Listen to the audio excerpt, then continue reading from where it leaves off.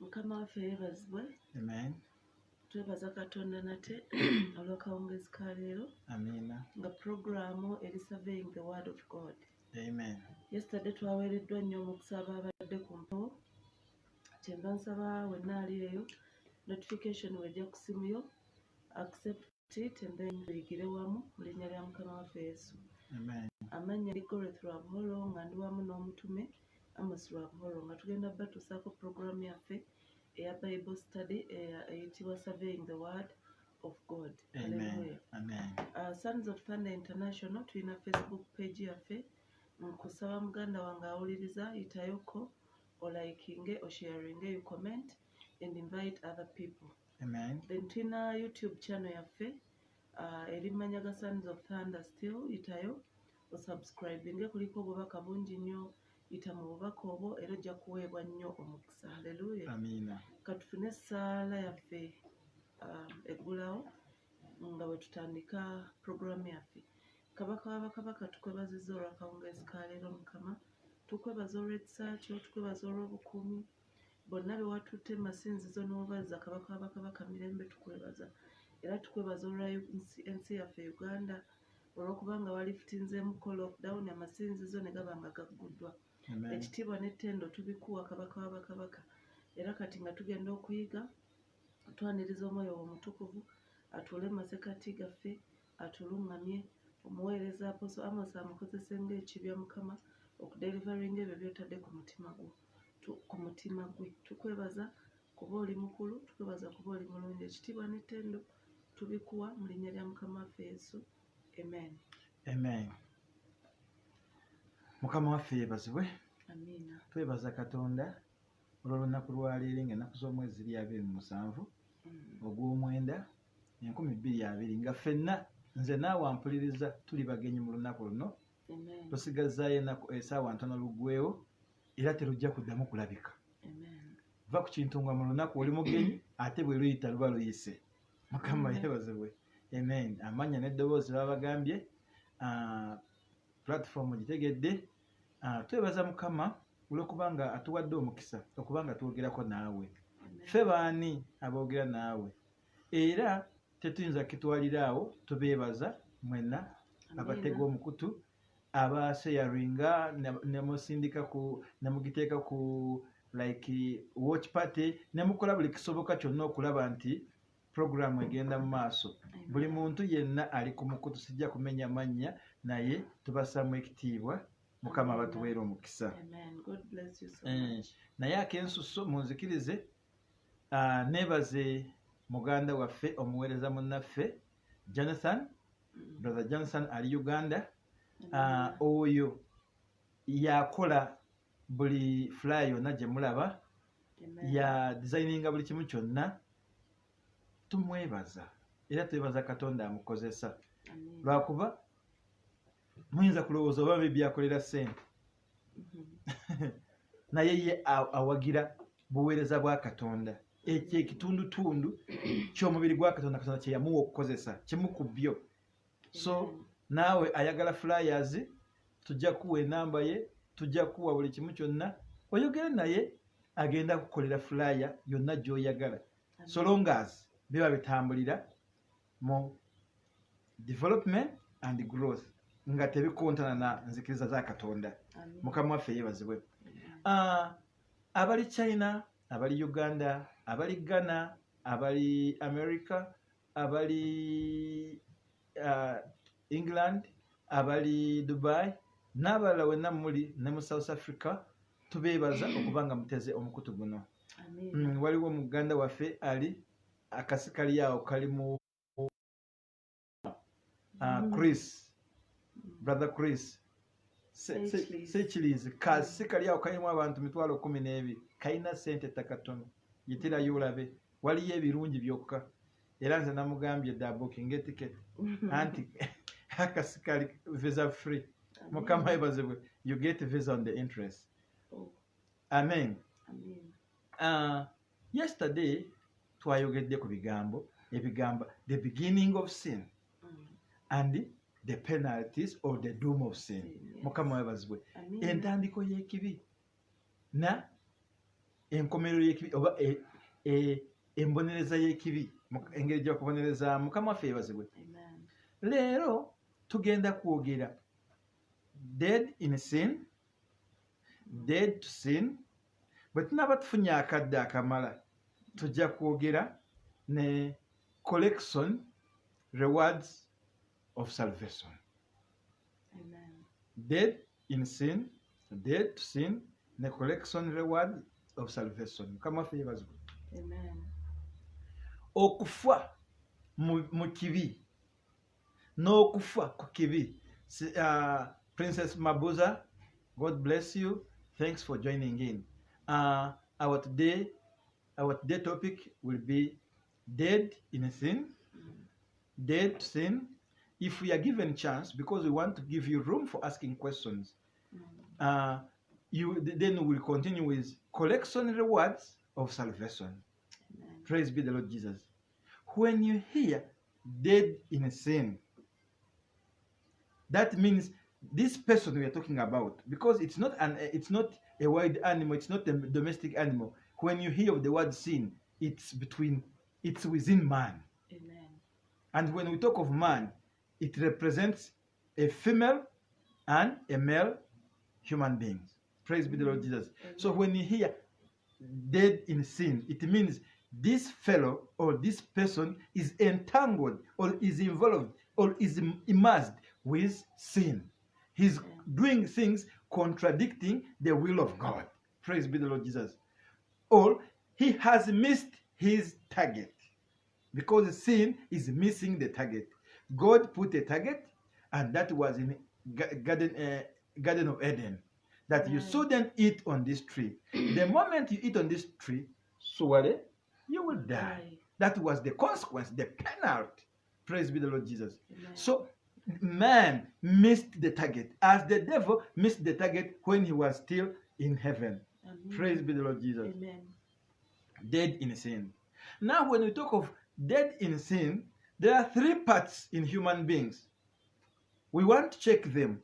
We are not going to read, we are not going to rush to everything. We want to handle each and every part according to the way the Holy Spirit will have revealed to us, or will have given it to us. Amen. When you hear of dead in sin, now we have to go back.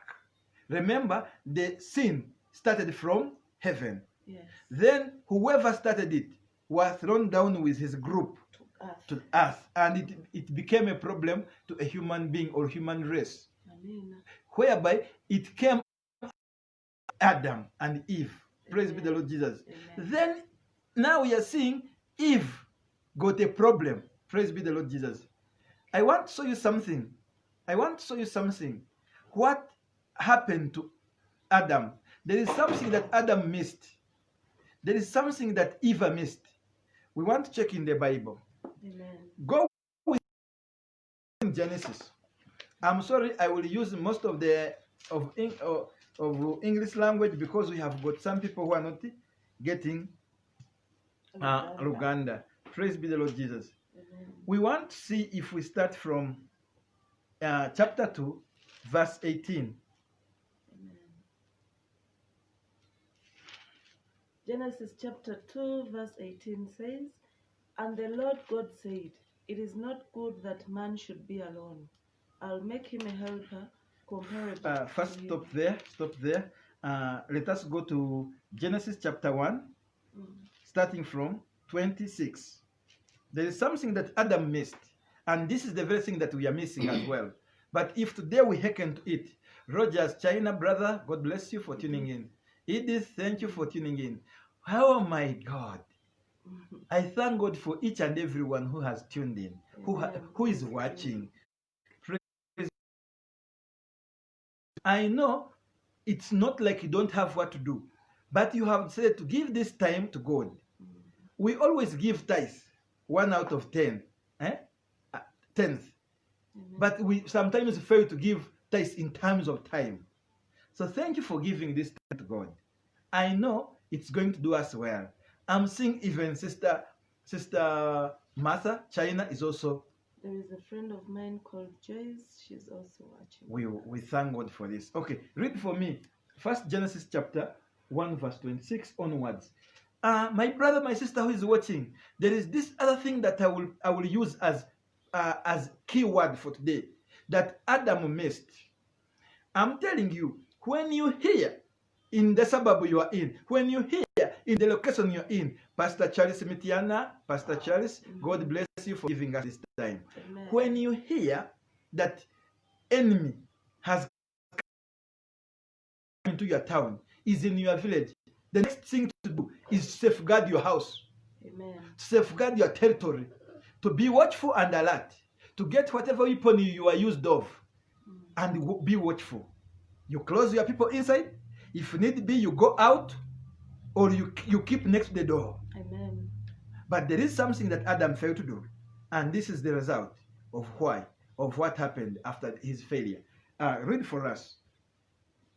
Genesis 1:26 says, Then God said, Let us make man in our image, according to our likeness. Let them have dominion over the fish of the sea, over the birds of the air, and over the cattle, over all the earth, and over every creeping thing that creeps on the earth. Now you hear God is just talking his mind. Remember, we say the Bible is the mind of God. God is just talking. They're in a meeting.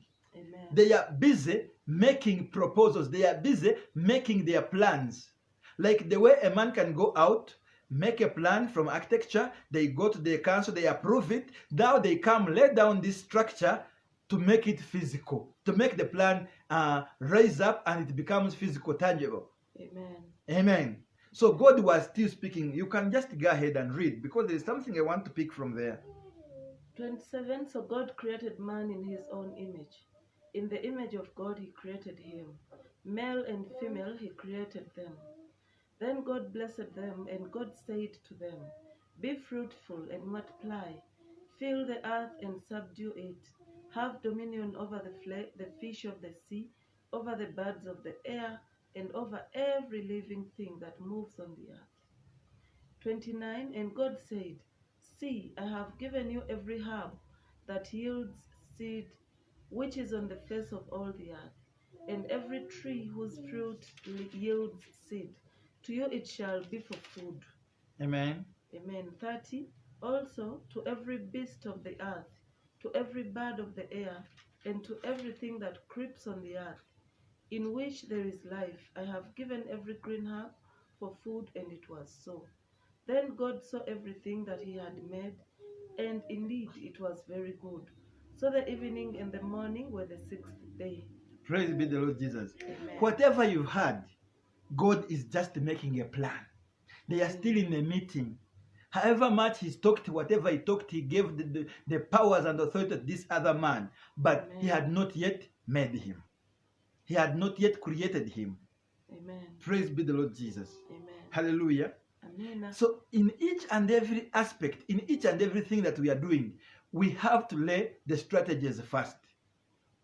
Even if you are starting a business, you must know in which location am I taking my business. Amen. Again, you should know how much do I need in terms of capital, labor, then what is my target group, and for how many years the duration. You keep doing everything that after that, then you will know how much like manpower do I need. Amen. You do everything before even you go there. Also, that once you go there, you just apply, you just implement what you have drawn on paper or on your proposal. Praise be the Lord Jesus. Amen. But some people, when we get money or when you get something, you just jump into anything. You start it, then it stops somewhere because you have not yet, you didn't plan it well before putting it on the ground. Praise be the Lord Jesus. Amen. Let us go to chapter 2. Remember, we are talking about dead in sin and dead to sin. But we have to bring something so that we can know. Because the devil fell from heaven to earth. Amen. Woe to the earth and to the sea where the devil has fallen. Because he has come with wrath. Praise be the Lord Jesus. Now let us read the, chapter 2, starting with verse 4. Genesis 2:4 says, This is the when they were created, in the day that the Lord God made the earth and the heavens. Before any plant of the field was in the earth, and before any herb of the field had grown, for the Lord God had not caused it to rain on the earth, and there was no man to till the ground. But a mist went up from the earth and watered the whole face of the ground. And the Lord God formed man of the dust of the ground, and breathed into his nostrils the breath of life, and man became a living being. 8 says, the Lord God planted a garden eastward in Eden, and there he put the man whom he had formed. And out of the ground the Lord God made every tree grow that is pleasant to the sight, and good for food. The tree of life was also in the midst of the garden, and the tree of the knowledge of good and evil. 10. Now a river went out of Eden to water the garden, and from there it departed, and it became 4 riverheads. The name of the first is Pishon. It is the one which skirts the whole land of Havilah, where there is gold. 12 says, and the gold of that land is good. Bdellium and the onyx stone are there. The name of the second river is Gihon. It is the one which goes around the whole land of Cush. The name of the third river is Hiddekel. It is the one which goes toward the east of Assyria. The fourth river is the Euphrates. Then the Lord God took the man and put him in the Garden of Eden to tend and keep it. And the Lord God commanded the man, saying, of every tree... Stop there. Go back 15, then we start from there. Then the Lord God took the man and put him in the Garden of Eden to tend and keep it. To work in it, and again to keep it or to guard it. Amen. Because remember, everything, God knew whatever was going to happen. God can know the end before even we begin something. Amen. Why was God making the man to guard the garden? Because he wanted to protect. Praise be the Lord Jesus. Protect the garden. He wanted to protect the garden evil from the evil one. Meaning, before even the falling of the devil, God had already known that at a certain time, the devil someone will be chased from heaven because of self-generated pride, but he never wanted this person to penetrate the what? The garden. That's why he gave man the authority, power, and anointing, and whatever it took for him to work in the garden, enjoy everything in the garden, but still safeguard it. My question is, where was Adam when the devil was entering? Mukama waffe yeebazibwe. Ensobi Adam yeenyigira nnyo mu kukola okusinga n'okukuuma. Mukama waffe yeebazibwe. Oba ontegedde. Bino byonna Katonda byakoze, abikoze nga devil tannabasuulibwa. Kyenjagala kugamba ki? Katonda akulaga entuukayo w'olina kutuuka nga tonaba nakutandika, n'akuwa buli kimu kyonna ekyokukola osobole okikola olina nsobi. Kyova olaba Katonda ateekawo bannabbi, kyova olaba Katonda ateekawo basiya ba messenger, kyova olaba Katonda akyateesewo pulpit abaweza bakuyimirirawo ne bakusabira omukisa ne bakugamba genda Katonda agagowazizza. Kiba kitegeeza ki? Ng'okyayi tolina na 10 ne rent bamubanja ne fees tomanyi ogenda gijja n'emmere tolina, naye pastor ayimiridde mu maaso go n'akubuulira lwatu ng'ayimiridde ne ku Sunday agenda kubeera katuuti n'esimu ye tagenda gijjako n'agamba go well for God has blessed you. Ye abatalaba bwavu bw'olina eyo eddakiika aba alaba eri Katonda wamulaze. Kati ne Katonda wano yagamba Adam, go in garden, enjoy it. Gold is pure. Whatever you want is there. Fruits are there. But eat, work in it, and safeguard it. Mwanyinaze, how have you toiled in safeguarding your wife, your husband, your children, your business?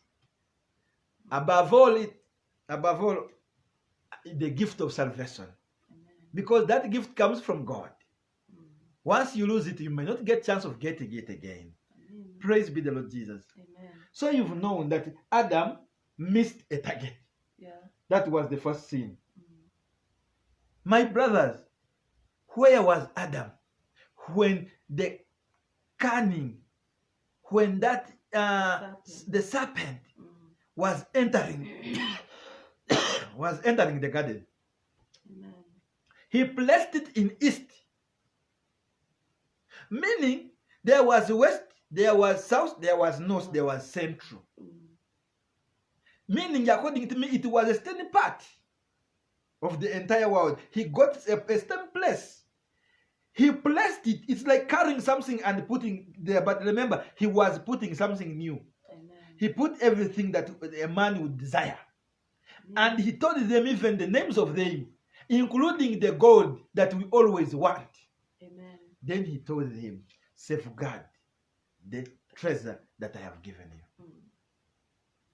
My sister and my brother, this is time to safeguard whatever God has given you. Amen. The gift of. If you go and you fornicate, HIV is not going to touch the nose. It knows where it touches. Amen. And once it affects there, you will suffer the consequence. If you go and steal, you will suffer the consequence. Whenever you go berserk or you go amok from the glory of God, things won't come well. Amen. Because everything has got its penalty. And everything has got its judgment. Amen. Even when you are innocent and there is a case to answer, you have to appear in the courts of law and you have to be before the magistrate until they say you are innocent, you are free, go. Meaning they would have ruled and given judgment. Amen. Meaning whatever thing we do here on planet Earth, there is the judgment for it. Waliwo ekyo kyolina okubuuzibwa. Mukama yeebazibwe. Hallelujah. Dead in sin. Adam bwe yamala okwonoona ne Eva we ne bagwa mu kibi, ne babeera mu kibi, ne babeera kibi. Omuntu alina ebitundutundu ebyo bisatu. Alina omubiri, body, kino kye tukwatako ekibaakola mu nfu. Bw'oba osomye olubereberye essuula 2:7 egambye etyawo. Genesis chapter 2 verse 7. God took some of the soil. Dust of the ground. Whatever he formed, kyali kino. Mu kyo bwe yamala kifoominga, kyalina obulamu. Mukama waffe yeebazibwe. Ngenda kulaga mwe abali amenvu, ogamba mukyala wo, kwata ku lyenvu liri, olabe likyaliriramu. Naye eryenvu eryo terina soul. Ekyo kyogamba kwata ku lyenvu, eryenvu ye bode gye bakwatako. Alina bw'akikebera n'ategeera munda mukyo mukyalimu obulamu. Spirit. Mukama yeebazibwe. So tuyina bode, tuyina spirit, tuyina ne soul. Praise be the Lord Jesus. Kati Adam bwe yagwa mu kibi n'afa mu kibi, lwako bamugamba ddala ddala olunaku lw'olirirako ku ekyo ekibala, you will die. Ontegedde bulungi? Kati Adam n'afa. Ekyafa mu Adam bintu bibiri. Spirit ye katugambe body kye kino gye tukwatako, era omuntu bw'afa Adamu ki mu nfuufu, eyo kyafa. Spirit kye kino ekibeerako ne emotion ne character. Omuntu n'omusuna n'awulira biki ebyo ekyo nayo kyafa. But soul mu muntu tefa. Soul is immortal.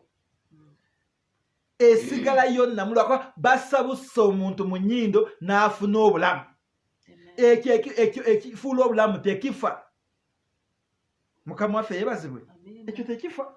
Nsuubira ontegedde. Kati naye omuntu bw'ayonoona n'agwa mu kibi, then he's dead in sin.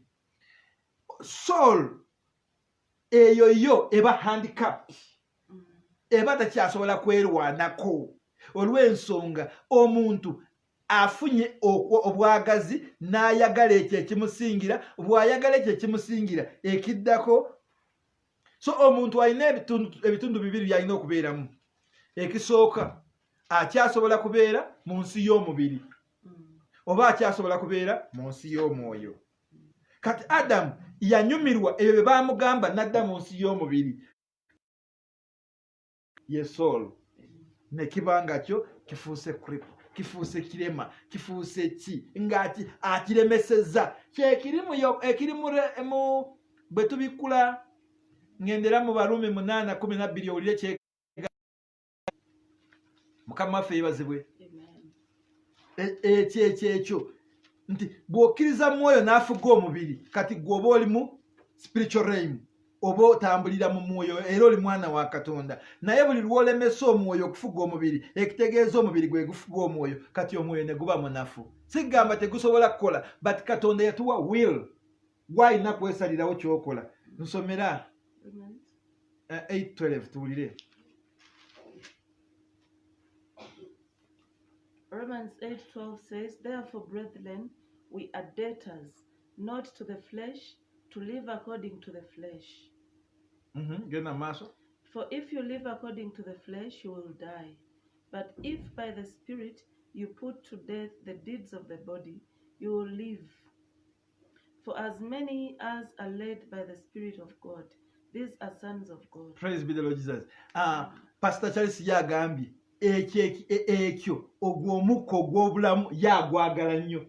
Pastor nange ngwagala nnyo, kyova olaba ng'ogerako. Mukama waffe yeebazibwe. Lwakuba gwe gwokka ogumpanguza, naye ogw'omukka ogwo gwe bassa mu muntu gulina kubanga guyambibwa Mwoyo Mutukuvu okuba mulamu. Kati yawo tujja kusoma ebyawandiikibwa n'ebirala bagenda biteekako nga ndi mu kunnyonnyola, so that naawe ogenda kwesomera bingi nnyo, naye nziggyeyo bitono oba tufunyeyo bitono. Olw'ensonga twagala wabeewo ebibuuzo, twagala tugende mu maaso nga nammwe tuli wamu mu layini emu, so si kukwogera bwogezi ne kibanga akazindaalo kalina ffeffe kamwe temukalina.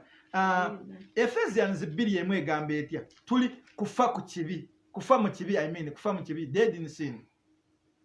Ephesians 2:1 says, and you he made alive, who were dead in trespasses and sins. Nti kuyitira mu Yesu yatufuula balamu, ffe abaali bafu mu bibi. Buli lw'okola ekibi Katonda aba takyakulaba. Oba mufu. Mukama waffe yeebazibwe. Haleluya. Kankulage consequence y'ekibi nga bw'ebeera. Genda mu Genesis chapter 3, kwata awo ekigalo ogende mu Genesis chapter 3, olabe ekibi kyentegeezaako. Genesis chapter 3, consequences of sin.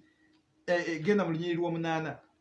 Njagala kulaga nti obwoba mu kibi oba mufu, oba oweebuusa oba tokyawera, naye bw'oba mu Katonda buli kimu kyanguwa. Jjukira wali ng'okyali mulokole, Bayibuli oyagala gisoma. Buli muntu yenna oyagala akumanye nti osabira mu kkanisa gindi, era buli ddakika yonna oyogera ku pasita waffe yayogedde kino, bannange pasita waffe awulira, bannange braza oli ayimba, bannange saagala kumisinga night prayer, saagala kumisinga Bible study, tuyinayo olukuŋŋaana. Awo ng'okyalokose wenna owulira ojjudde oyambadde, naye linda after a period ng'otandise kunnyogoga.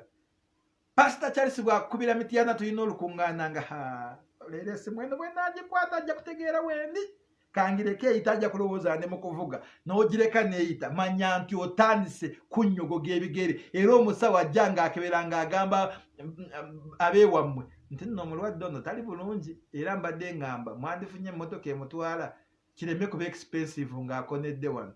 Lwakuba okutwala maiti kiri expensive, nga batandise kuwulira otandise kunnyogoga, ogenda onnyogoga, ebigere bigenda ogenda ovaamu ekyo kye tugambyeko omukka gw'obulamu. Soma 3:8, consequences of sin. Genesis 3:8 says, and they heard the sound of the Lord God walking in the garden. Baawulira sound eyani? Katonda mu bo ye yali ki?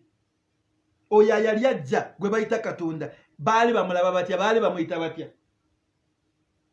Mukama waabwe, omutonzi waabwe, director. Bweba business yali director, CEO, yali president. yali mwami bwe baawulira eddoboozi bwe baawulira sawundi ye kiki ekyaddako And they heard the sound of the Lord God walking in the garden in the cool of the day. And Adam and his wife hid themselves. Hid. Nti mu kifo ky'okwaniriza omugenyi, mu kifo ky'okwaniriza pastor waabwe azze, mu kifo ky'okwaniriza president, mu kifo ky'okwaniriza CEO, mu kifo ky'okwaniriza chairperson LC5, mu kifo ky'okwaniriza katonda waabwe lwakuba bamulidde ajjanga bwe gwali mu lwagwe nti ajja baateekako kakukera tondeka nyuma ne bakola ki? Ekyo kiraga nti olwedde baali baweebuuse mu maaso ga Katonda, baali bavuddemu ensa, baali bamaze okutoloka ku mazima, kyali kibalemye olw'ensonga baalema okusefugardinga Eden, omubi n'ayingira. Buli bw'onoolemwa ggwe okusefugardinga Eden, ffe waffe brother Charles oba pastor Charles omuweereza munnange amanyi bulungi twemanye oluzzi. Waliwo oluzzi nga lubaamu ebikere, lubaamu ebisubisubi, lubaamu ki, naye oluzzi olwo ogera ne musenayo amazzi ne mutwala ne muwozesa engoye ne muwa ente ne mukola mutya ne mukola mutya. Oluzzi olwo babeera baluvumirira abazadde baffe, genda kugulya omugga oguwunyisa, genda kugulya, balina erinnya lye bagutuuma, naye gwe linda gukale ogenda kakasa nti omugga ogwo gulimu ekirungi. Uganda waliwo oluyimba nti bakusiima okoze ki? Mukama afazibwe. Kati naawe kyolina kati gwolina nze, if you don't safeguard me oyinza kutandabamu ekirungi naye okitegeera nga maze kuvibwako. Ate ze bwe sitakuuma mba simanyi vali eziri munda. Bagamba Adamu teseemu ebirungi byonna, ate jjukira mulimu ne gold ekisinga okwagalibwa nti ate eri pure. Tekyetagisa nakugitesitinga mu muliro eri pure, naye Adamu n'aleka olujinga lugule. Kyova olaba nze bwe kituuka ku mukyala wange nina kutegeera ani gwayogera naye, kiki ekitambula mu maaso, kigenda kitya, kituyambira wa, kikola kitya, kigenda kuganya gavumenti ya Katonda eganyulwamu etya. Mukama yeebazibwe. Olw'ensonga I'm there to work in it, to eat, to protect, to safeguard, to be watchful. Buli kimu kyonna nakikola, naye alina kikola in return okulaba nga tutuusa Katonda report ennungi, so si kumwekwekako. Lwaki beekweka? We are still in Genesis 3:8. Adam and his wife hid themselves from the presence of the Lord God among the trees of the garden. Because? Then the Lord God called Adam and said to him, "Where are you?" So he said, "I heard your voice in the garden, and I was afraid because I was naked, and I hid myself." I was naked. Buli lwova baaso ga Katonda oddayo mu kibirikiri ekya Yakobo Yobu kyagamba, twajja bwereere tuliddayo bwereere. Oddamu ekyo ekibiri ekiri naked, ekibiri ekitambadde, ekibiri ekiweebuuse. Mukama waffe yeebazibwe. Mwanyinaze kuno kusoma, simanyi kati oyambadde engoye weekebereko tewetunulako bwoti mu nsi y'omwoyo. Mukama waffe yeebazibwe. Amen. Tugende tusome Proverbs 21:16. Engero 21:16. Ebyawandiikibwa bino nsaba awandiika eyo, wandiika mu Matayo 8:22, Luka 15:32, oba tujja kubiteekako mujja kubikebera, tetujja soma byonna olw'obudde. 21. Proverbs 21:16 says, "A man who wanders from the way of understanding will rest in the assembly of the dead." Kasita oweebuuka n'ova ku mulamwa n'oba meandering river, meandering person, idle person, idle and disorderly, omaliriza nga weebase n'abafu, omaliriza ofudde. Mukama waffe yeebazibwe. Matayo 8:22 egamba etya? Kati tuli mu byawandiikibwa nga nkukakasa nti omuntu ayinza kubeerawo ng'ate ye yafadda mu nsi y'omwoyo. Omwoyo nakugambye gwo tegufa, wabula okufuula mulema nga tegukyasobola kukola ebyo ebisaanidde okukolebwa. Matthew 8:22. But Jesus said to him, follow me, and let the dead bury their own dead. Mukama waffe yeebazibwe. Amen. Bw'oba oyagala gwe kuba mulamu kuuma ekyo ekikatonda kye yassa mu nnyindo zo ng'ogoberera Mukama waffe Yesu Kristo ly'ekkubo n'amazima n'obulamu. Naye buli lw'onootandika okugoberera ebyensi ogenda kuba omufu. Amen. Ayamba kuziika abafu banne. Mukama waffe yeebazibwe. Amen. Njagala kwanguyayanguyaako tugende mu Ephesians, tukogende mu Ephesians then tugende kirala. Ephesians chapter 5 verse 14. Ephesians 5:14 says, "Therefore he says, awake you who sleep, arise from the dead, and Christ will give you light." Hallelujah. Amen. Ndowooza okitegedde buli bwe tuba mu adamu muli bwe tuba mu Eva bwe tuba nga tuli eri twekwese Mukama waffe yeebazibwe olw'ensonga tuli bwereere twayonoonye tuba bafu tulina okuzuukuka Katonda atuwa obulamu. Amina. Bw'okebera mu kyawandiikibwa ekiri mu Revelation chapter okubikulirwa chapter 3 verse 18 and I think 19 ogenda sangawo ekyenkugamba. 3:18 I counsel you to buy from me gold refined in the fire. Katonda ayagala kukuza ku kiri kye wavaamu. Jjukira consequences baatugoba mu lusuku Edeni awaali ebirungi naye lwakuba nti wakyaliwo ekisa akugamba kati nkuwabula nkubuulirira gula ddamu ogule. Ogule ki?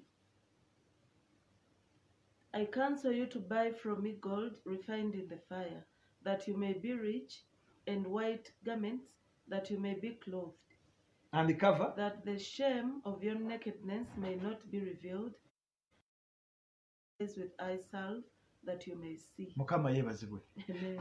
Kati baddamu kukwambaza naye nga wano Katonda bw'ali mu kwogera ebyo oli bwereere. Oli mwavu tolaba. Olw'ensonga baatujja mu by'obugagga byaffe baatuggyako ekyambalo ekyo ekirungi n'amaaso ne gaziba. Olw'ensonga twalema okukuuma kye baali batuwadde. Amen. Mukama yeebazibwe. Amen. Haleluya. Amen. Oyinza kusomayo ekitabo ekirala maybe soma Yokaana 8:34. Eyo tugiveeko olw'obudde tukwate ku dead to sin.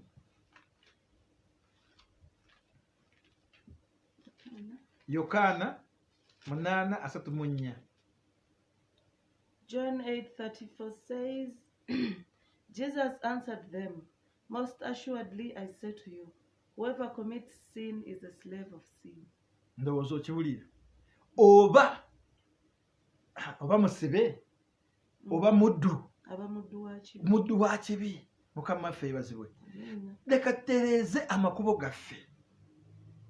Lwakuba kyekibi ayakitandika baamusuula n'ajja wansi wano. Ne wabaawo ensobi nti oluggi terwagalwawo ng'alina okuluggala yali mu bibi ebirala ye Adamu. So ekibi kibeera kitumegga. Mukama waffe yeebazibwe. Kati tugenda ku dead to sin. Bw'owulira dead to sin kitegeeza kati gwe osazeewo okubanga ekibi okigaana so that owangaaze Kristo mu ggwe. Mukama waffe yeebazibwe. Wali ogudde mu kibi ofudde oli mu kibi naye kati wano waliwo kufa mu kibi n'okufa ku kibi oba kufa eri ekibi. Kati ekibi okigaanye olwa Kristo. Olwo olunyiriri memory verse oba key verse tugisanga mu Romans 6:11. Romans 6:11 nsaba nsomereyo. Romans 6. Kati we are dead to sin. Kati tuwakanya ekibi tugamba tetujja kufiira mu kibi.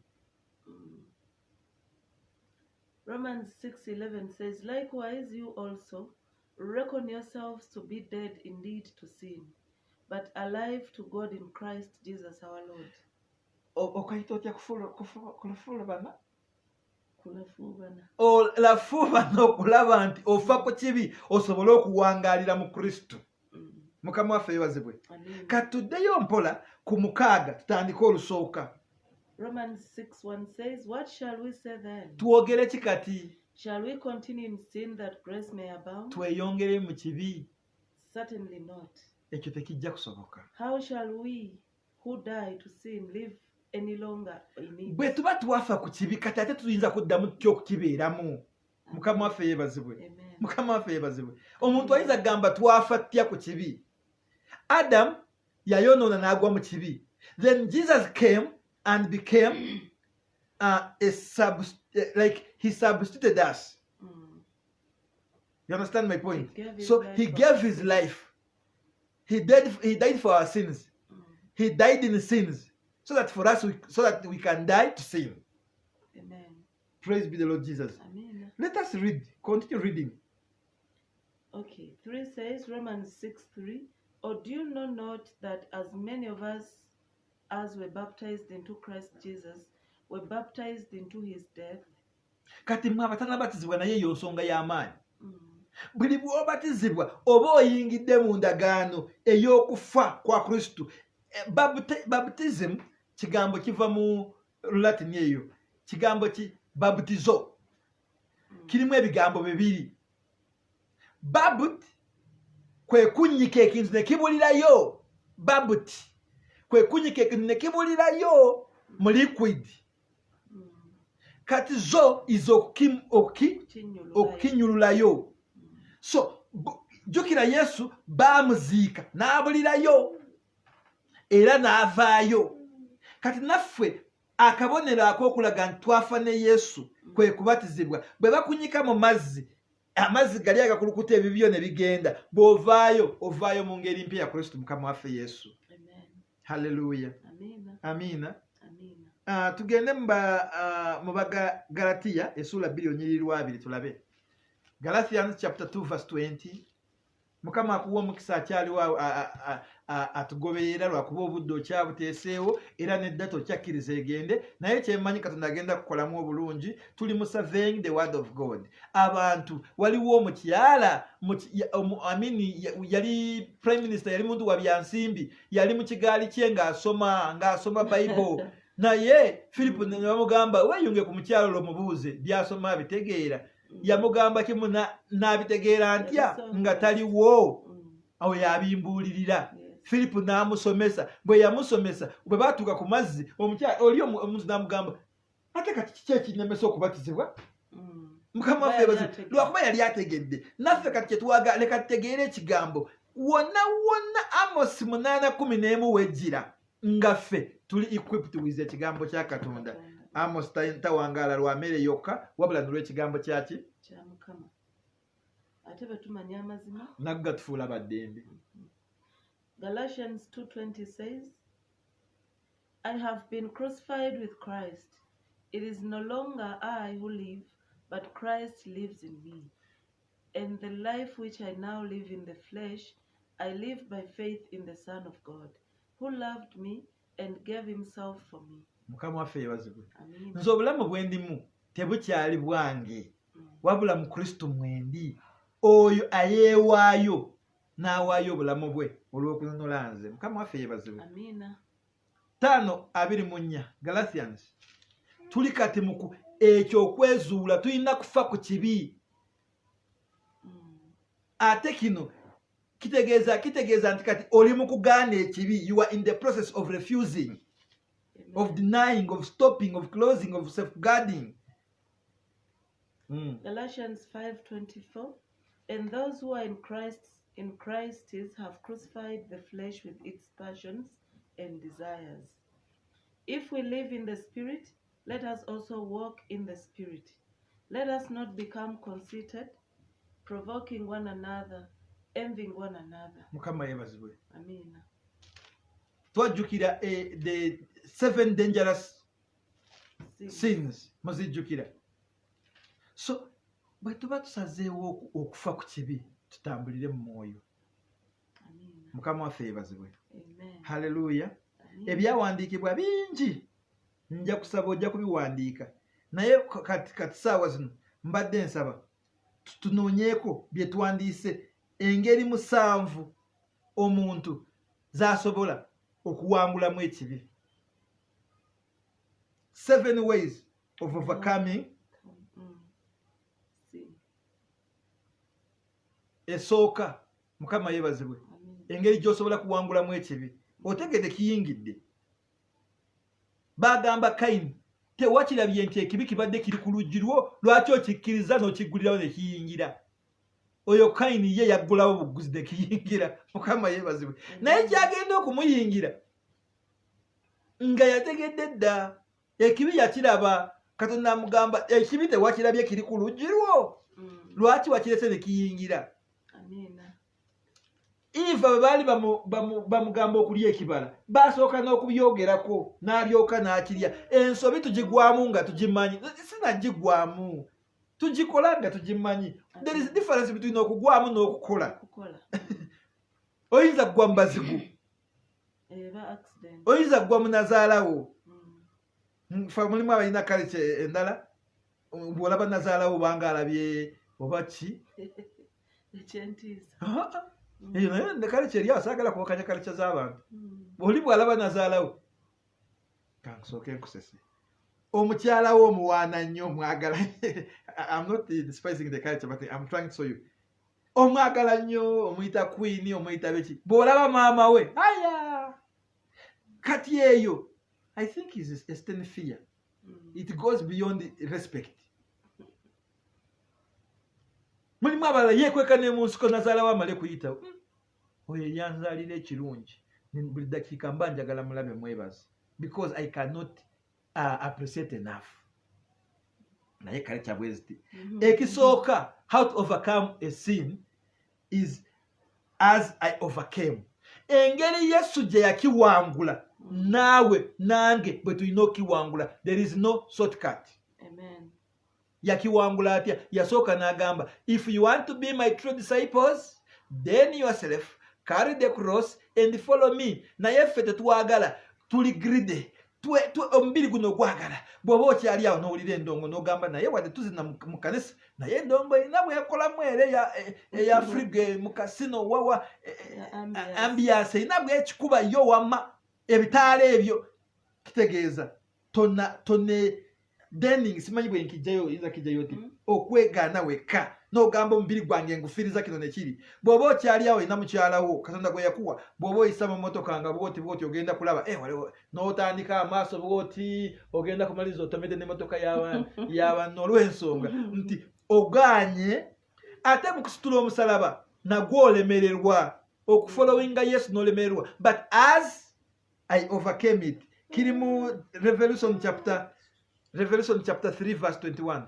Amen. Revelation chapter 3 verse 21. Amen.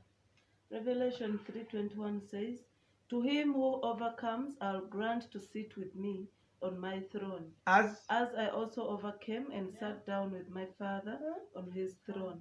Ndowooza okitegedde kuggwa n'awangula eyo empeera bajja gikuwa ngaze bwe nawangula. So ku Yesu tojja kumuwa excuse nti nalemereddwa lwakuba yasooka kupejingira the way. Ya clearinga the way. That's one way. As I overcame. Another one is not by my will but let your will be done. Mukama waffe yeebazibwe. Ekyo okisangawa mu Luka 22:42. Leka kirebe kukolebwa nganze ebiseera ebisinga pasita bwakuyita ogamba oyo tamanyi nseke zange, oyo tamanyi mutwe gwange, oyo tamanyi nti leero sisobola, oyo gwe oba n'ebikuzinga gwe. Yesu yagamba singa kibadde kisoboka ekikompe kino kinzigibweko naye sikwagala singa enkola yange oba kwagala kwange wabula leka okwagala kwe kuba kukolebwa taata. Mukama yebazibwe. Bw'oba n'oyagala kuwangula ekibi leka Katonda yaba wiru ye yebeekola. Luke 22:42 says, saying, Father, it is your will. If it is your will, take this cup away from me. Nevertheless, not my will, but yours be done. Hallelujah. Mukwano gwange, mwanyinaze brother. Bwe kituuka okuwangula ekibi, lema kwefuula amanyi nnyo. Amen. Lema mulimu abamu tumanyi n'okuyambako ababuulizi. Bw'aba abuulira noga singa akyogedde bwaki. Okubiikulirwa kwa njawulo ne Katonda buli muntu amukozesa engeri ye. Nali ndabyeko abaana batambuza emikono. Atambula ayinza n'okutambula like block emu bwe ngamba block street ku street ng'ali ku mikono gyokka. ng'amagulu ge gali waggulu naye bw'ogenda tunulira entambula ye waliwo eba bikyuseemu abanga kawundo identity ekyuka omutwe gwe bagutunudde wansi okussa kukyuka enkuba y'omutima ekyuka abalina sente mu wallet ziggwa abalina amasimu gagwa lwaki lwakuba ebintu okyusiza ekifuula leka omutwe gukola eby'omutwe amagulu gatambule ng'amagulu emikono gikwate ng'emikono buli kimu kikole nga bwe kyagala abantu tukyusizza ebintu olw'ensonga we want the way it's supposed to be done the way I want not according to the will of God olw'obudde ekyokusatu humble yourself Amen.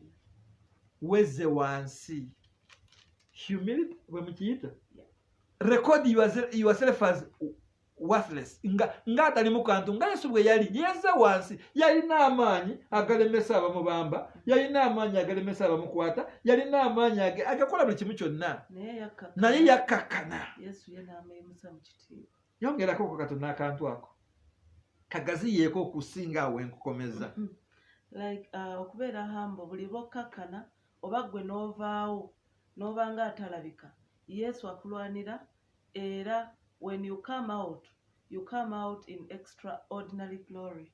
Praise be the Lord Jesus. Amen. Kati oyagala kubeera wantiisa oyagala abantu bakwogereko oyagala ebintu byo bitereere oyagala buli kimu kitambule bulungi mu linnya lya Mukama waffe Yesu da wansi kakkana waliwo ne saying egamba nti don't make a noise for your silence for your success leka success yo ekolere noise so bw'obanga olina eddala kw'otuuse oba wakiviza ebintu bingi ogaggawadde ofunye kino na kiri bw'osigala oli mukkakkamu then your success makes the noise. Kama yeebazibwe. Amiina. Ekyokuna tetusomyewo ekyawandiikibwa genda mu Philippians 2:5-8 says, let this mind be in you which was also in Christ Jesus, who being in the form of God did not consider it robbery to be equal with God, but made himself of no reputation, taking the form of a bondservant and coming in the likeness of men. And being found in appearance as a man, he humbled himself and became obedient to the point of death, even the death of the cross. Ndowooza okiraba yalina ebitiibwa byonna naye yadda wansi okutuuka okufa. Ate enfa gye yafiiramu obudde obwo nakikugamba nti okukubamba kyekyali kibonereza ekisingayo. So Yesu baamubamba n'ekibonerezo ekisingayo ate baamususa ne ku ekyo lwakuba baamubamba nga n'engoye ze bazimuggyemu ali bwereere. Mukama yeebazibwe. Ekyokuna saba. Okusaba kuno okwewerayo ddala n'okaabirira Katonda n'amazzi gaba kiba kisoboka ne bagalabako. Togalaga abantu naye galage Katonda wo. Kaana bwe yakaaba olubuto baalujjukira. Mukama waffe yeebazibwe. Yokaana mukwano gwa Yesu ayali omu ku bayigiriza bwe yakaaba nnyo baamuwa mami. Ne mami wa Yesu bwe yakaaba nnyo baamuwa omwana. Ye Yokaana Mukama yeebazibwe. So kaabirira Katonda mu ssaala yo. Don't ate kukaaba n'oteeka krokodayiro Amosi yagambye bwe tuba tusaba tukaabe n'okaaba krokodayiro tears never. Kaaba okukaaba okuva eri. Leka ogambe Mwoyo Mutukuvu akuyigiriza okusaba. Osabe okusaba okusaanidde okusabibwa. Mukama waffe yeebazibwe. Haleluya. Tugenda kukisanga mu Ebraniya essula 5:7-8. Hebrews 5:7 says, who in the days of his flesh, when he had offered up prayers and supplications with vehement cries and tears to him who was able to save him from death, was heard because of his godly fear. Kategedde eyo entiisa ya Mukama yamuliko n'ateekako okukaaba okuva wansi w'omutima nga tolina mulala yenna ng'amaaso go ganywezezza ku Mukama waffe Yesu n'omusaba n'omwegayirira. Tontegedde. Jeremiya 3:3 olwokusatu egamba kaabirira Mukama naye anaakuyitaba. Cry unto God and he will answer you, will hearken to you. Praise be the Lord Jesus. Amen. Okusaba ko kuli kutya. Obuziga bwo bwakiyaaye oteekamu butungulu oteekako malusu oba obalagateekako n'ofunayo magnesium nalinda byeko abantu kati gwe tokimanyi si buli muntu yena gwolaba nti ali mu kukaaba kuziika aba akaabawo omufu mukyala wange kakakuteme abalala bajja kulumbe ne bakaaba abaabwe abaafa bajjukira bali pain owa mukozesa pointing of contact n'akaaba owe n'omubuuza nga okaabye nnyo munnange natunudde kiro nenzijukira mami wange ayafa mukama yebazo taluma wamu naawe naye alina okuluma okukwe kwajjukira ewaka twalina omukyala bamuyita kabulala yes ye bwe yalyanga nakkuta ng'akaaba buli lwajja n'alya nakkuta n'akaaba naye mami manyi mami wange ye muntu ali serious kale kankitwalira awo n'amugamba naye munaye gwe buli lwokkuta okaaba bukaaba abalala baba beebaza gwe okaaba anti buli lwendya nenzikuta nenzijukira abanga abaafa singa babaddewo nabo ne balya mulimu abantu baba baagala mulye n'abaafa mukama yeebazibwe leka amaziga go gave eri munda mu mutima leka esaala yo ebenga erungamizibwa mwoyo omutukuvu ey'omukaaga ey'okutaano izi saba ekisa ekikuyamba mu budde obwo in times of need woweetaagira saba ekisa kya Katonda kye kiba kikuyamba buli muntu abaako akadde bw'aba ali mu bwetaavu kati awo ebisinga wetusobeza wetugamba ne Katonda naye akirabye ne Katonda naye akirabye naye baako engeri gy'osaba ekisa kya Katonda kikuyambe mu budde obwo bwetaavu ekyo tukisanzeewa nsaba otusomereyo mu Bahebulaniya essula 15 4 verse 15. Okay, Hebrews 4:15 says, "For we do not have a high priest who cannot sympathize with our weaknesses, but was in all points tempted as we are, yet without sin. Let us therefore come boldly to the throne of grace, that we may obtain mercy and find grace to help in time of need." Ndowooza okitegedde.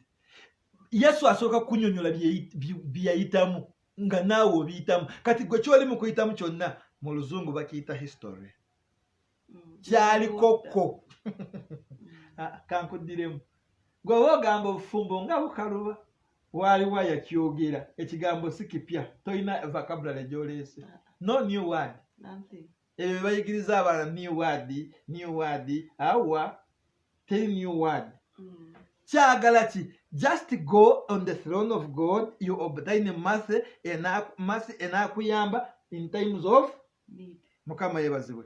You are busy overcoming the sin.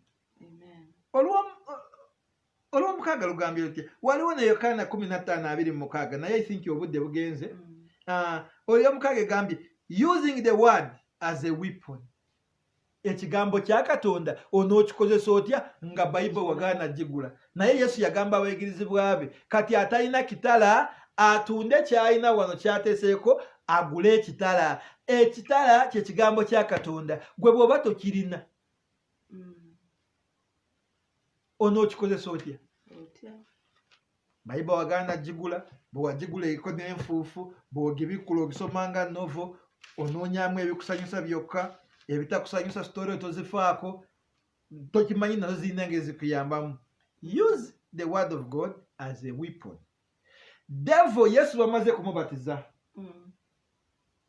bamubatiza mu ssuula esembayo Matayo 3 essuula esembayo oba Luka 3 essuula esembayo ku ssuula ey'okunanga kitandika tulaba mwoyo wa Mukama amutute mu ddungu okukemebwa tulaba standing ejjange emugamba bw'oba oli mwana wa Katonda ate eggulu lyabikuka ne likyogera Devil n'ekiwulira Devil eyimirira mu byawandiikibwa weeyagala okukemera lwakuba baagamba nti akaseera kajja ne ba agents be Devil bwe bagenda kwambala ebyeru babeere nga bamalayika b'ekitangaala. Kati yeesomye ebyawandiikibwa naye ne Yesu n'ayimirira mu byawandiikibwa n'awangula. Kati gwe atasoma Bayibuli ngamba gwe atalina byawandiikibwa ngamba gwe atayagala gibikula lwakuba ebowaringa bw'ogibeeramu osimagira onookozesa ki? Use the word of God as a weapon. Amen. If you want to succeed in overcoming the sin. Nsaba osomeyo ekyawandiikibwa kiri mu Bahebraniya essuula 4 olunyiriri lwa 12 bw'oba ogeze mu Ephesians osobola kusoma Ephesians 6:17. Okay, Ephesians 6:17 reads, "And take the helmet of salvation and the sword of the Spirit, which is the word of God." Ekitala eky'omwoyo kye kigambo kya Katonda. Jjukira twagambye ebifa biri bibiri, wafa n'obulamu naye omwoyo gusigala mulamu. Take a sword of the Spirit, which is the word of God.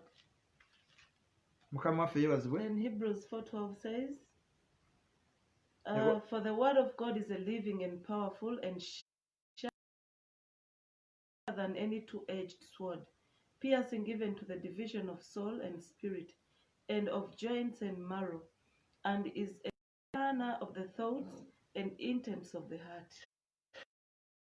Kijja kuyambako bwe kidamala kuyingira nekikatuli the spirit of design oyawule ekibi n'ekirungi ogende mu kirungi olokole obulamu bwo. Amen. Katugende mu y'omusanvu oluvannyuma prophetess awumbewumbe asabeyo n'ebibuuzo olw'obudde tujja kuddamu tusisinkane lwa 6 ssaawa 12:3 South Africa time ne Sunday ssaawa 12:3 ez'akawungeezi. Ate kati olwokubiri olujja waliwo programu y'abaana togisubwa obudde bwe bumu.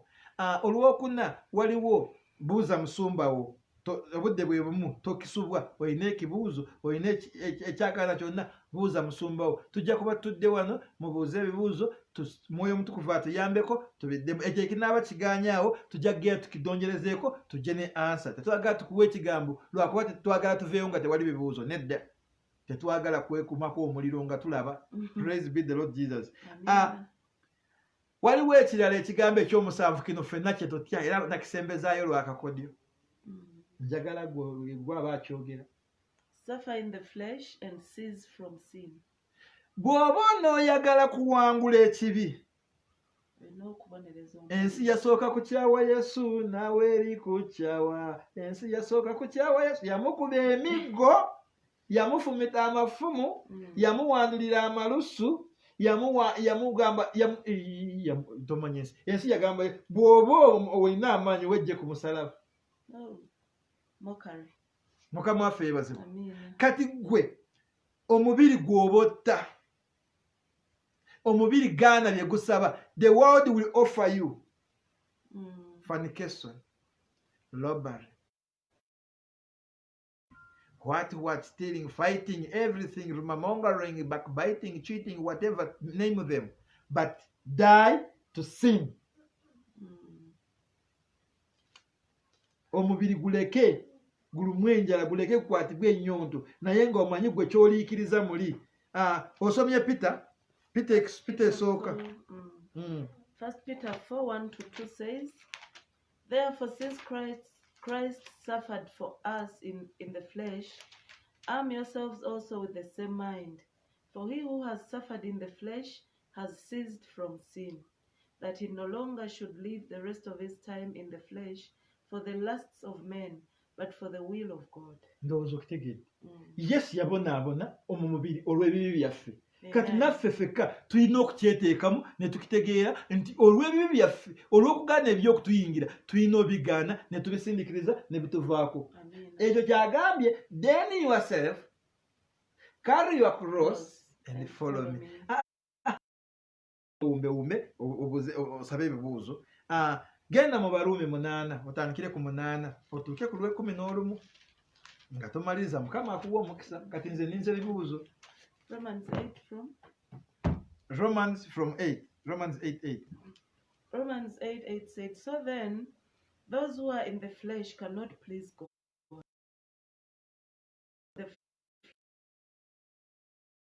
If indeed the Spirit of God dwells in you. Now, if anyone does not have the Spirit of Christ, he is not his. And if Christ is, the body is dead because of sin." If Christ is in you, the body is dead. Osuubira Yesu omubiri gwe baagukuba baagukomyeko, baagutwalawa ologoosa eyo okumuggyayo straight wa Montana. Naye lwakuba bw'omala kufa ku kibi owangalira mu Kristo ojja kuzuukira naye mu bulamu obutaggwaawo. Mukama akumpeere omukisa ng'owumbawumba ng'osabayo n'ebibuuzo. Twebaza Katonda olw'akawungeeza akanyuvu, akawungeeza ak'okuyiga.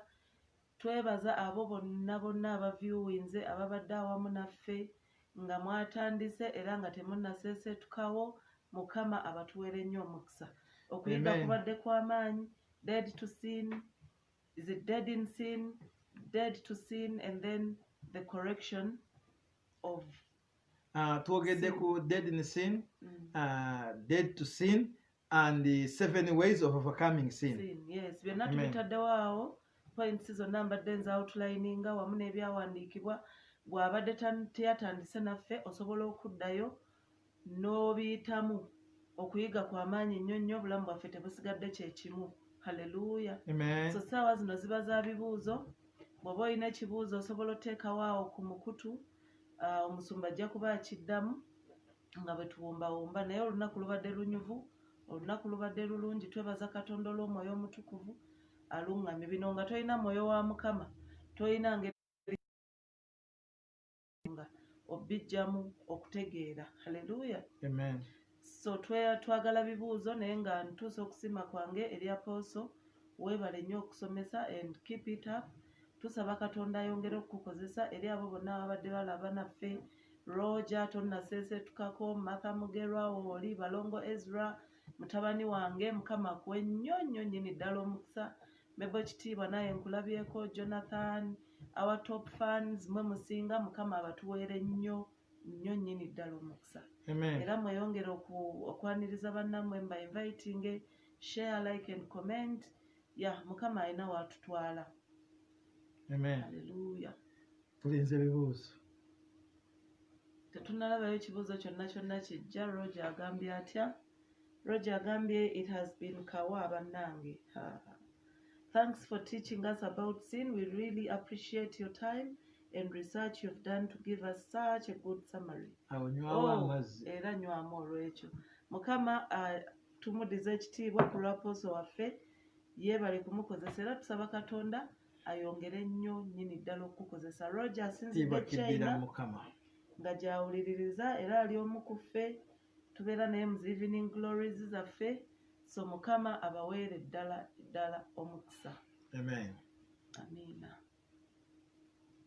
I think teri kibuuzo. Oyinza kutuwaayo ekintu nga kimu bibiri kusinziira by'ogyemu. Then baba tebalina kibuuzo, nze nja kubalekera ekibuuzo kye banaateekawo ansa ku layini. Amiina. Nze njizeemu ebintu bingi ku ngeri kansooke nkubuulire lwaki nga lumu nga tusoma baŋŋamba baatuleetera the higher you go the cooler it becomes. Amiina.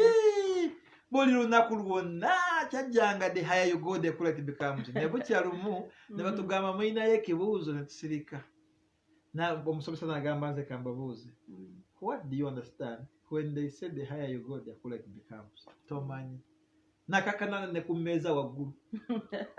Ne mugamba picha nawe okimanyi the higher you go the cooler it becomes. N'agamba kipya naye nenyimirira the higher you go the cooler it becomes. N'agamba njagala kutegeera ng'ovuddemu ekyo ekigambo. Nenyimirira ku ntebe ne mugamba the higher you go mpaka we nakunuukiza ne nnemererwa. Omusomesa yalabira ddala kafeero.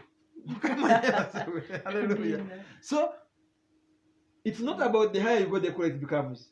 You must change those words to give us the meaning of those. So mbadde nkireetanga ekyokulabirako tuleme kuba n'ekikwate the higher you go the cooler it becomes. Tulina okutegeera ate tumanyi eyo waggulu enjuba oba ekwokeza wa ate bw'ogisemberera ate naye yasoma atugamba buli bweyongerayo waggulu ate obunyogovu bubeerayo. Meaning waliwo ekikusikenze naawe kye tulina okuyiga mu ekyo. Enjuba oba ogiyiseewa eyo kyanga tabu. Kati ne bino ebigambo twagala buli omu tulabe oba yakitegedde bulungi. Bw'aba waliwo ekibuuzo akibuuze, bwe kiba tekiriiyo kijja kuba wa dakika 2 nze nja kulekawo ekibuuzo naye kyensaba mu kyanukule we tuvudde ku mukutu. Kati njagala naawe otuweeyo obugambo bw'omanyi bw'ojje mu ekyo. Nze njizeemu gwe ayali ekibala nze nga nnemeddwa okuggalawo ki emiryango omulabe wayinza okuyita naawe tewaggalawo lwakuba walaba nti sigaddewo nga you are the helper. ndabamu obulagajja vaawo eri omusajja waliwo ka discussion ke twalina mu church I think one of the Sundays naye kannyumira nnyo nga bagamba nti n'olwaleero omusajja yakyebase nti ekibi kyayita head eyalina okukuuma emiryango gy'olusuku gyonna omubi aleme okubulwa wayingirira. Tewali lunyiriri olugamba omusajja n'azuukuka nakati omusajja akyebase so omusajja ali bwe baamala kutonda omukyala omusajja n'agamba kati ndabye ekirungi lwakuba ono avudde mu lubinziro ono afano n'amuwa erinnya Eva. Amen. So gwe omusajja ali eyo beera on guard always. Bwe buba buweereza nga gwe liida beera ng'ogaadinga endiga zo wa Kristo. Bw'obeera mu maka gaadinga ennyumba yo omubi aleme okugiyingira. Buli lwe tugayaala mu bintu eby'omwoyo n'eby'omubiri omulaba ayingira. Awo omuntu wajja n'apoisoninga mukyala wo n'ekigambo n'apoisoninga n'omwami wo n'ekigambo ogenda maka agabadde ekimugasa. Oba obadde n'abakozi mu businesses omuntu najja n'abapoisoninga ogenda olaba abantu obagobye but ng'obagobedde na bwereere. Hallelujah. So let us always be on the guard kuba ye omulabe tatudde. Omulabe Bible egamba nti alowalinganga a hungry lion anoonya gw'anaamira. Hallelujah. So let us be on the guard. Twenyweze tusabe omwoyo wa Mukama atunyweze atulungamye tuavoidinga ekibi kuba tewali mpeera nnungi eva mu kibi wabula kufa. Kati tewali kibuuzo nsaba owandiika ekibuuzo ekyaffe omubi afaanana atya? How does the evil one look?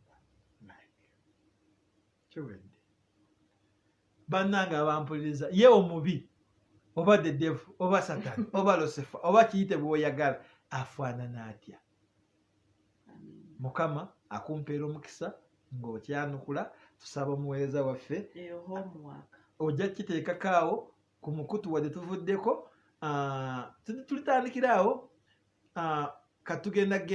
tugenda kwogera ku collection of reward abo abawangudde ekibi. Mukama yeebazibwe. Ejja kuba ssomo ddene. Mukama batuweera omukisa. Nsaba obeeko ebigambo by'otusabira omukisa tuve wano tugende tulye ekkantu emmere eyidde I think. Twebaza Katonda olw'akawungeezi ka leero. Sirina nnyo bingi naye Mukama abatuweere nnyo omukisa ababadde naffe ku line. Don't cease to be with us. We need your support. I mean, Sons of Thunder International buweereza nga kati tukyali South Africa naye ng'obuweereza obwo bulina kuba best Uganda according to the Holy Spirit. Okusinziira ku kigambo kya Katonda tulina okuba nga tuvudde wano already tusobole okusimba obuweereza bwa Mukama naye nga tweteekateeka era obuweereza tugenda kubusimba nga tubusimba Uganda. So Mukama bawe omukisa bw'obeereyo n'okukwatibwako obuweereza buno. Please support kuba mumanyi kyekyetaagisa okusimba obuweereza. We need a lot of things ng'ebimu tulina kubijja wano ebimu tulina bisanga waka omwo mulimu amataka mulimu byonna naye bw'obeereyo Mukama nakwatako. Stand with us in ministry and God will richly bless you. Singa si COVID-19 na lockdown wako singa tuliwo Uganda kati ne saving zadda wano kati nasooka ne tukola naye nga tujja mangu. Amiina. Mukama abatuweere nnyo omukisa abatwagalire abatukuumire. Tugenda sinkana nate mu the prayer that unveils a new day ku ssaawa 6 ogw'okumakya. Naye kampaka n'akalango mu dakiika emu. Omusumba wange menta wange gwe teka mwogere. Yes. Bishop Apostle Pastor Senfuma Stephen UCC uliriza radio Inaman FM nja kubawa n'omukutu wano omusajja oyo kyemwagalako asomesa ekigambo. Yes, he's a man of the word. Enjiri y'okubaluka mu berenge olya mangu naye tokkuta. Amiina. Kati ye tagirina ate nekyekikula kyange so oyo ye menta wange. Amen. twebaza katonda olwa buli ssekinomu. Mukama abatukuumire abatwagalire, mulabe wiiki empya etandika ey'omukisa, a week of miracles, a week of open doors in the mighty name of Jesus. Favor ya katonda ebeere ku bulamu bwammwe, buli kye mukwatako kirabe omukisa mu linnya lya Mukama waffe Yesu, amiina. Twatule ebigambo by'ekisa. Ekisa kya Mukama waffe Yesu n'okwagala kwa katonda n'okussa ekimu kw'Omwoyo Omutukuvu bibeerenga naffe ffenna n'eri ab'eŋŋanda zaffe emirembe egitaggwaawo, amiina. God bless you so much. Bye bye.